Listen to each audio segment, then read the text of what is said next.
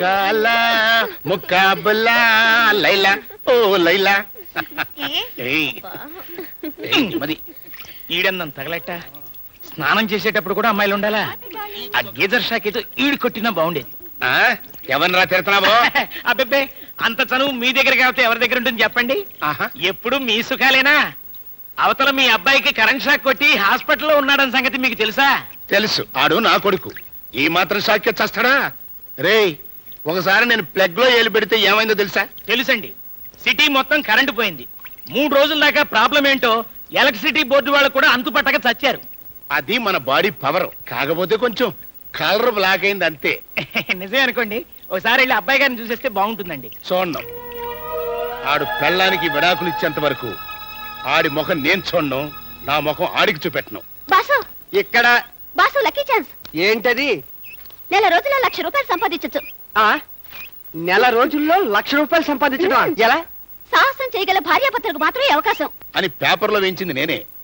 ఇప్పుడు సంగీతని కిడ్నాప్ చేయమని మనం కిరాయి గుండాలను పెట్టామనుకో, వాళ్ళ అమ్మాయిని రేపు చేసేసి మర్డర్ చేసేస్తే ఆ ఇన్ఫర్మేషన్ బయటికి లీక్ అయిపోతే మన మెడకు ఉరితాడి పడిపోద్ది. అదే భార్యాభర్తలు అనుకో, భర్త అమ్మాయిని చూసి కొంచెం చెంచం లాడినా నెత్తిన తబలా వాయించడానికి భార్య పక్కన ఉంటుంది. ఆహా, దుర్మార్గాన్ని కూడా చాలా నిజాయితీగా పరమ దరిద్రంగా చెప్పడంలో మీకు మీరే సాటండి. Excuse me. నమస్కారం సార్. నమస్తే. గతం స్వాగతం. కూర్చోండి. చూడముచ్చటైన జంట కాదు, మేడ్ ఫర్ ఈచ్ అదర్. ఇప్పుడు మిమ్మల్ని ఒక ప్రశ్న అడుగుతాను. నాకు తెలుసండి, మీరిద్దరూ భార్యాభర్తలేనా అని అడుగుతారా? చూసావా? మీకెలా తెలిసిపోయింది? ఈ టీవీలో మనసున మనసు ప్రోగ్రామ్ మేము చాలా సార్లు చూసాం సార్. చూపించాలి గానీ అది లోపల పెట్టు.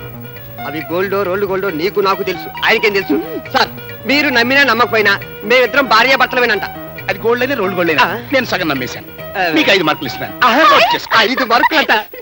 ఇప్పుడు మరొక తెలివైన ప్రశ్న. అయితే నేనే చెప్తా. ఏ సంవత్సరంలో, ఆ. ఏ నెలలో, ఏ రోజున, ఎన్ని గంటల, ఎన్ని నిమిషాలకి మీ పెళ్ళయింది?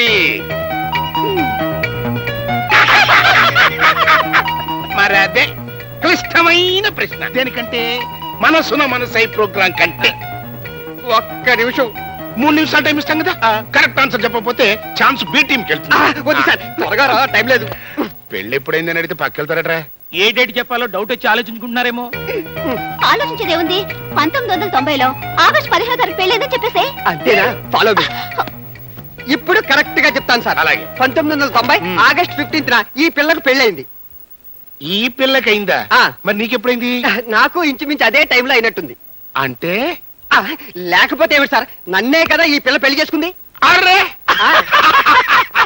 క్విజ్ మాస్టర్ కూడా కన్ఫ్యూజ్ అయిపోయేంత గొప్ప సమాధానం చెప్పినందుకు నీకు బోనస్ గా 5 మార్కులు ఎక్స్ట్రా ఇస్తానయ్యా.